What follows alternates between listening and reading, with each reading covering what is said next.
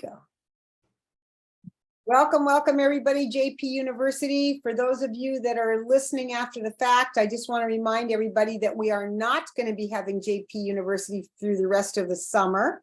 So tonight's our last night. Except for Monday Mindset. Oh, Monday Mindset, July 10th. July 10th. Then no. Oh, good. Yes.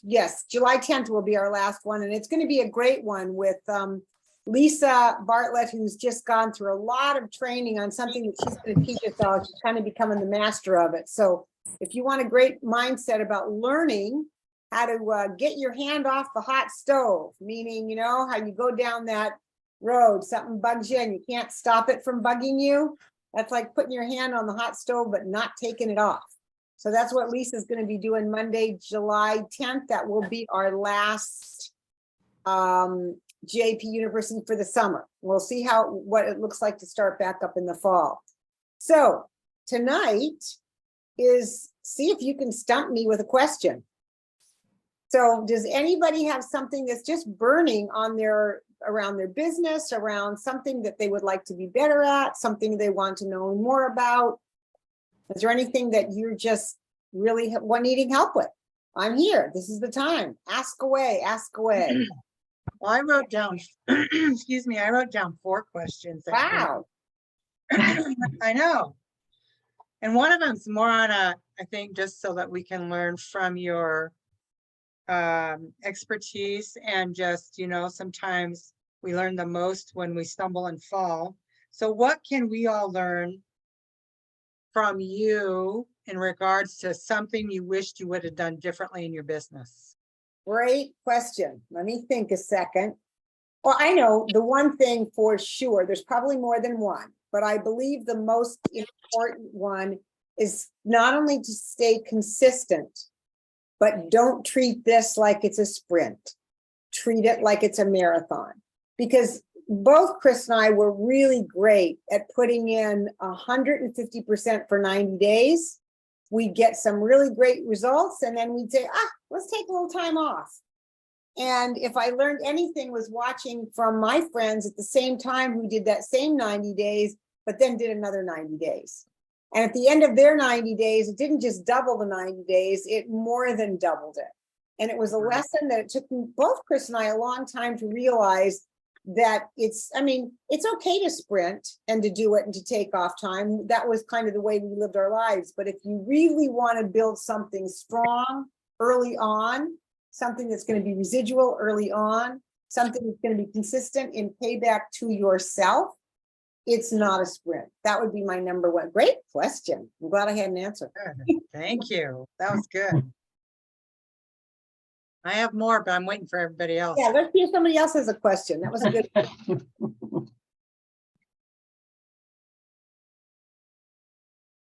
Well, while I'm thinking, I'm just trying to think if there's a number 2 thing that I wished I had done differently. One is the sprinting versus the marathon.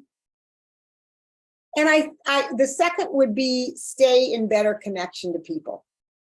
Because, you know, I do watch, I know that, you know, recently, Carrie, I think you started to work with somebody from 5, 7, 9 years ago. I can't remember. I remember when we met her. And it wasn't so much that you touched on her every month or every 2 months or every 3 months, reminding her about the business. You simply connected with her as a friend, and it began her watching you. And of course, you have to like the person to do that. You're not going to just do that with everybody, because, you know, you're not going to want to know everybody's life all the time. But those people that you do care about, because you care, whether she came into business or not, you were seeing it as a relation, not as business. Right. And that's something that I think that I could have been absolutely better at. Okay. Oh, that's good. Yeah. Hey, Nikki, this is Patty. Yeah, on Patty. the phone. Yeah.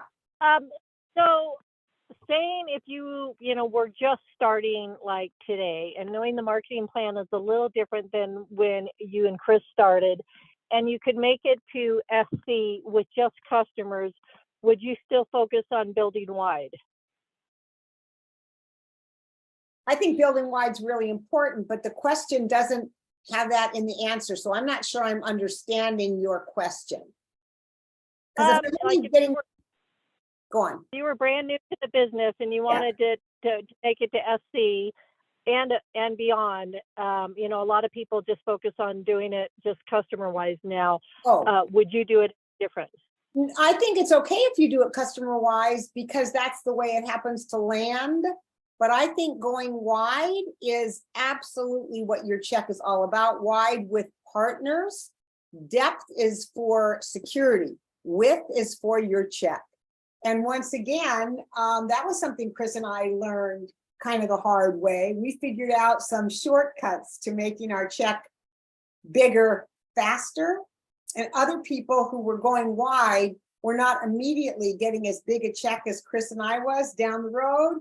Their checks were bigger than ours were because they focused on having more frontline people rather than stacking or trying to move it around and doing strategy that way. Width is really the key if you want to have bigger checks.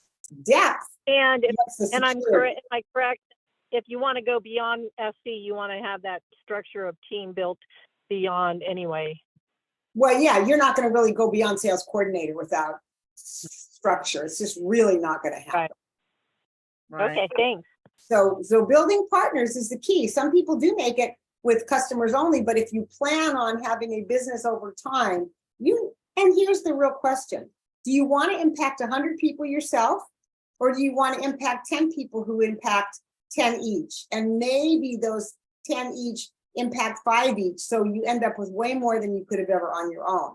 If your goal is to impact as many people as possible, then your goal needs to have as many partners as possible because they help you touch more people. Perfect. Thank you. Yeah.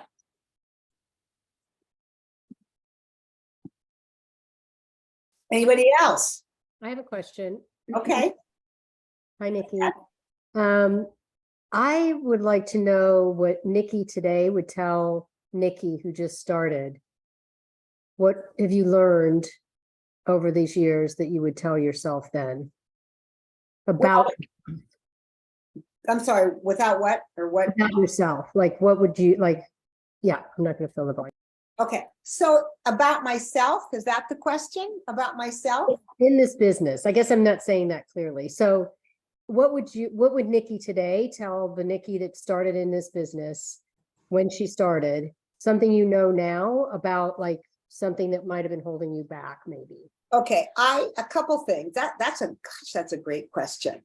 Number one, make sure you find a great mentor and trust them. And just do what they tell you to do.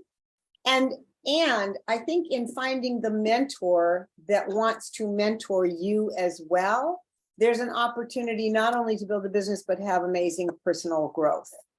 And even though at the beginning of this business, I was definitely, both Chris and I were really hungry for personal growth. We read all the books, we did this stuff, but I think we didn't ask for help very much. I would advise me to ask for way more help and find more than one mentor, particularly in this business. See if you can find more than one mentor, somebody who's willing to spend a little bit of time with you.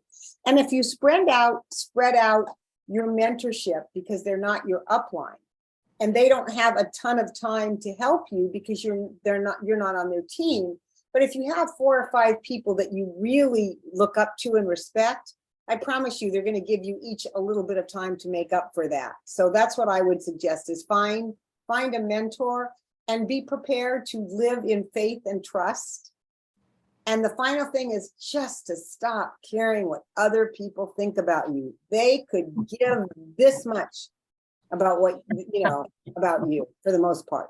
I mean, really, you walk into a room and somebody thinks to themselves, gosh, that's an ugly outfit. You don't know them, you don't know their taste, you don't know anything about them, and you're feeling self-conscious because somebody didn't like what you wore that day. Let it go. Just, write it 100 times on a chalkboard. I will not think about what other people think about me anymore. Have that be your first grade assignment, you got to write it down 100 times. That's a kicker. That's probably one of the most important things you can ever do in your life is to stop thinking about what other people think of you or worrying. That's great. Thank you very much. I love that answer. Yeah. Go, this is fun. I'm being tested. I have another one. Okay. What are some advice or tips to help us create team culture? Okay, first of all, I think you need to know what your own values are Right. first. And really be very clear what's important to you, because I think if you know what your core values are, what you treasure, what your standards are, I would guess for the most part, those are the people that you're going to attract. So the culture is just going to grow out of that. But I also think as your team grows, if you have active people, just even a few active people, to start talking about it with them right from the get-go. Maybe you only have 2 active people underneath you. That's all you got. You got 20 people underneath you, but they're not really active.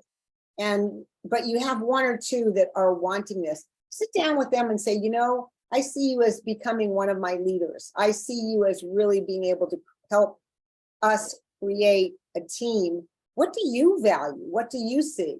So that people are enrolled and they're buying into what what you want, if that makes any sense. Because it really can't be about what you want. It has to be about the culture that occurs from the energy that you're pouring in, and then your active people are pouring in as well. Right. Okay, good. Thank you. Yeah, that was good. And you know what? If anybody else has the answers around this, let's hear them. If somebody else thinks that there's some other different way of, creating team culture, share it. I'd love to hear how you all view that.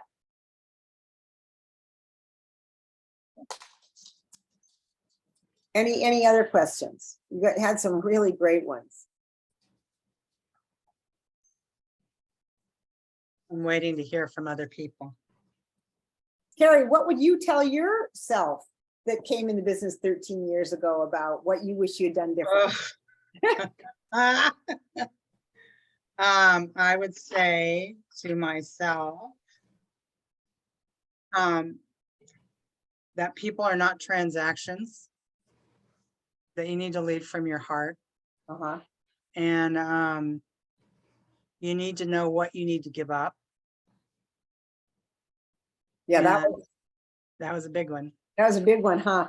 It was a real big When one. I met Carrie, she was doing 57 things. I can't remember all, and was the president of a nonprofit organization, and had, I don't know how many foster girls living in her house, and she worked at Macy's, and she did, I can't remember all the stuff. And at one point we said, if you want this to work, if this is your priority, then you have to give up a couple things. I can't give up my nonprofit. What will they do without me? I love the work they're doing. I said, they'll find somebody to replace you, when they did. And she did the business. So find out what's on your plate, that even if you think it's great, you can give that up if this is a priority. If this is a priority. If this is not a priority, it's okay. But if, like I asked the other week on, if Juice Plus is a priority, would I know it if I looked in your calendar? That's something to ask yourself. That was good. Anybody else?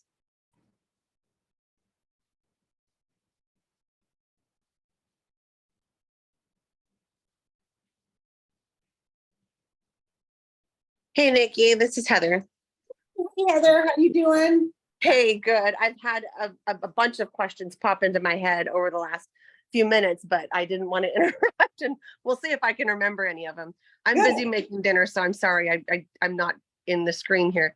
I have a lot of things that I have questions about, but I think one thing that I'd like to know from you, when you were raising your girls and you had a lot on your own plate, and this kind of ties in with what Carrie was doing, what was the biggest challenge for you, and how did you overcome it? How did you feel like, aha, that's what I needed to do? Well, I love what Brene Brown says, and I think it applies more to our children than anything else. She says the most successful people in the world have 2 things in common. One is they have great compassion, and number 2, they are very clear about boundaries. And when I look at most families and most moms, I think it's very difficult for us to set boundaries with our kids. And we know how to do it with certain things. I mean, you never, ever, ever let your kid in the car without a seatbelt on. I'm guessing. I mean, I don't know any parent that didn't do that. And so your kids didn't argue about it. And if they did, it didn't matter. And after a while, they stopped arguing about it because they knew it was a non-negotiable.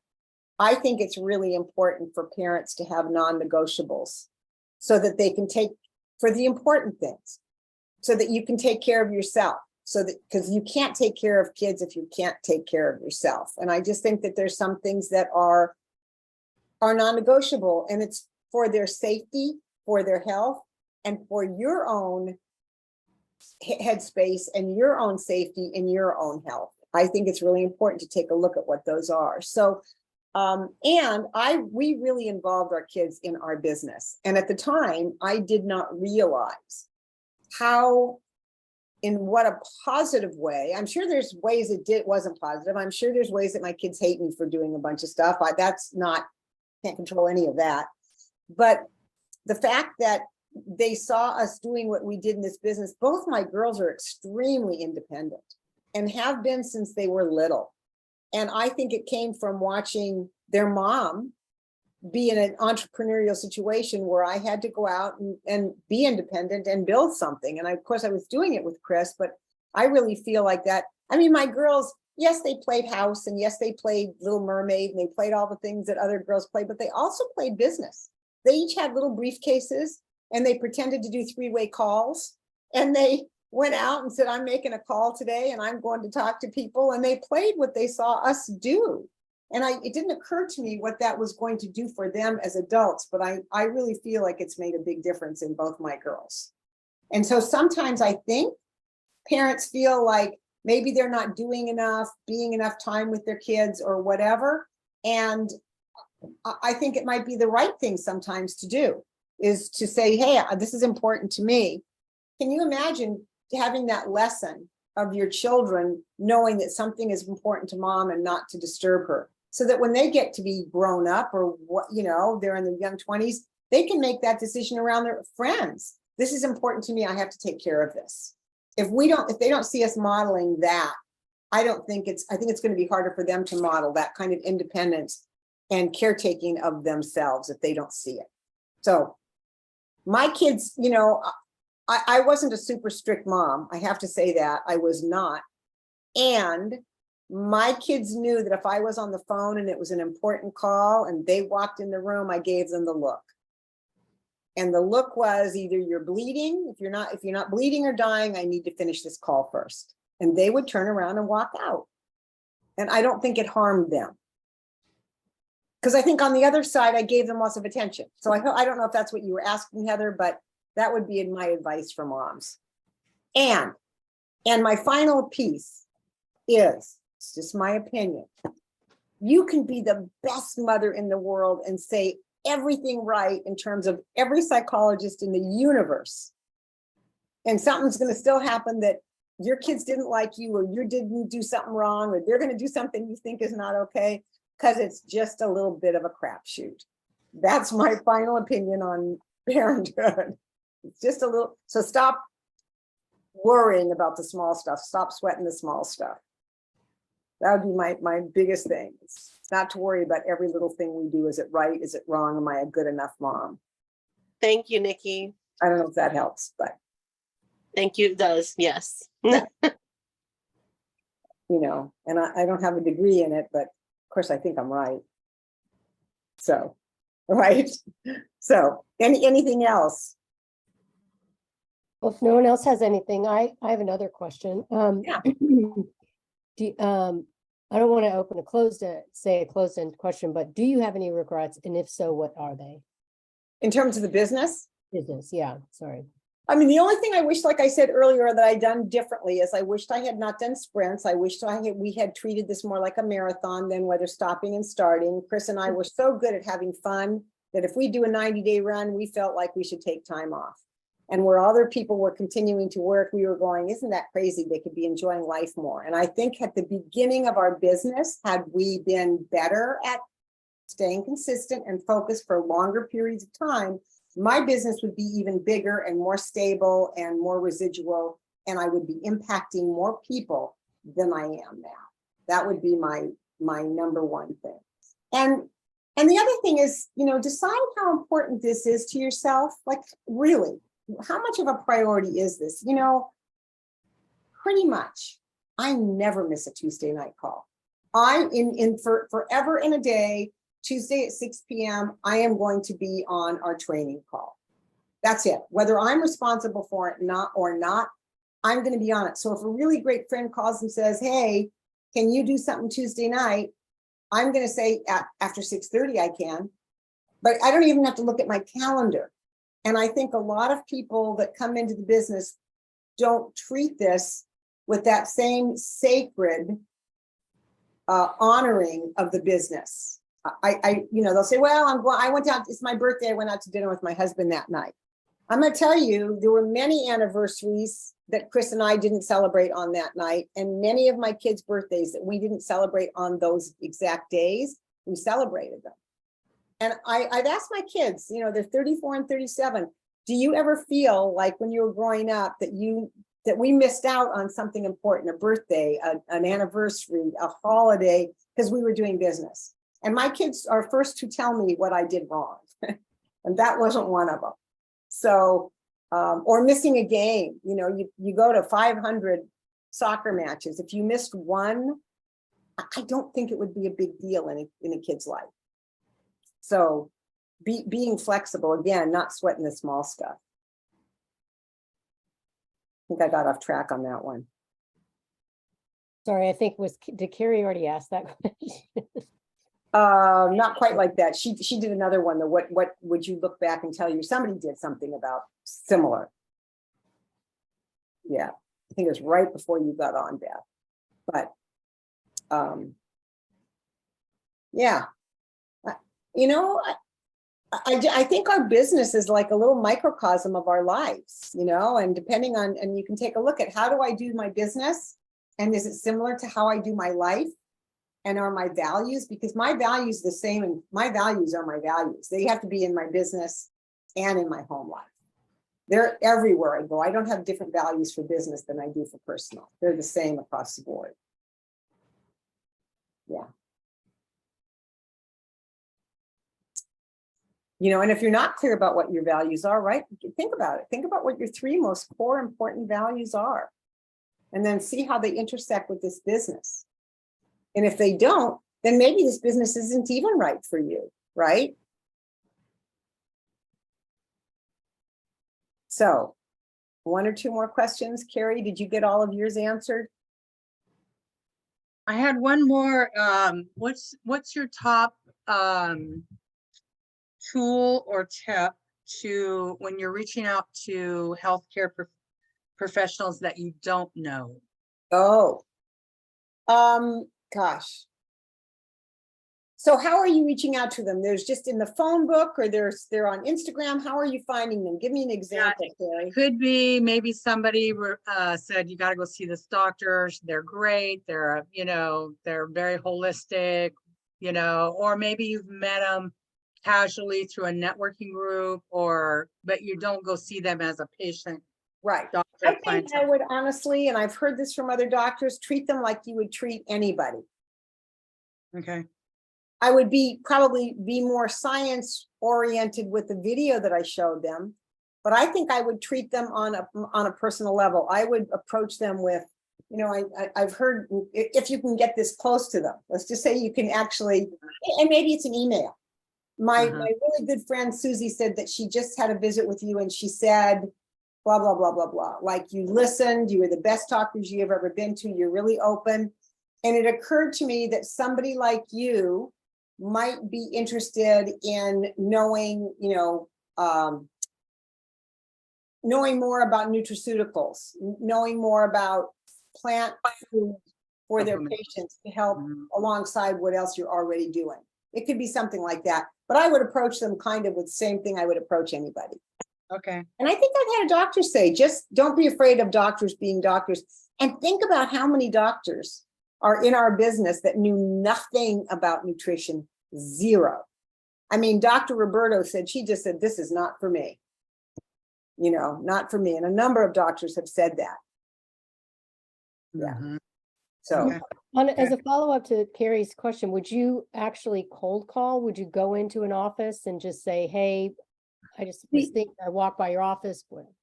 the only time I've ever done that, and I used to do it a lot, and I know Carrie, you've done this a lot, is when we would have somebody come to town, like David Phillips, somebody really big that I thought would be somebody attractive, like to other sports medicine doctors, for example. And I might then go to every sports medicine doctor. Best place to do that by is one of those buildings, by the way, where there's lots of doctors in one building. So you could hit 10 of them in one day easily. And you walk in and you say something like, well, one of the other doctors in the building were interested in, an event that we're having. So I thought I might as well stop in all of them. You don't have to tell them which doctor it was. You don't have to tell them much of anything.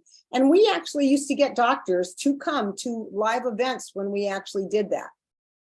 One time, Chris and I think we put out 1,500 flyers, and I think we had 130 responses, and about 50 people actually showed up. And that was actually to Dr. Santillo. He was the creator of Juice Plus.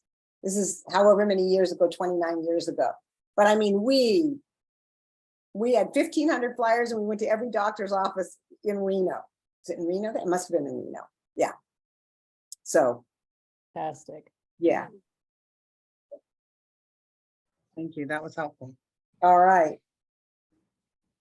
I don't think that's the best way to grow your business, but if you had a day and an hour that you could just, drop yourself off into a doctor's building where there's 20 different doctors in here, and you put flyers in all of them and, Mhm. invite them to hear a Dr. David Phillips Zoom, who knows who would show up? Mhm. That's awesome if you have especially if you have a live event in your city. Yeah, It's amazing. That's a really great idea. yeah. All right, one more. We're coming on 6:00. Okay, so what is one thing, one little tidbit secret that Chris had told you that we don't know about? If there's such a thing around the business, that is. We know somebody that has good tips, like leave with love and let the love flow. I'm Yeah. wondering if there's something that that maybe we haven't ever heard. In order to honor him too. Yeah, it's so funny. What comes to mind, it's so funny, and I don't even know if I have this quote right, but he used to always say, we are not about the science of perfection. We are about the art of fulfillment. I think that was the quote. That is very good. Thank you. So I would leave you with that. I don't remember quotes very well, but I think I got it straight. And of course, he'd say, lighten up. Would you share that quote one more time? I've got it right. We are not about the science of perfection. And I think the word was perfection has been driving me nuts lately. I don't know if it sounds familiar to you, Carrie, but we are not about the science of perfection as much as we are about the art of fulfillment. And it might have been the science of something different, but I can't think of anything. So it's got to be perfection. I like it even if it wasn't right. That makes Yeah. good. I twist things up a little. Go with that. 6 of one, a dozen of the other. Exactly. Exactly. Anybody else want to have a parting comment on JP University? Our next one's going to be July 10th with Lisa Bartlett, and then no more JP University for the rest of the summer. We missed Anything else that anybody wants to add? Oh, yes.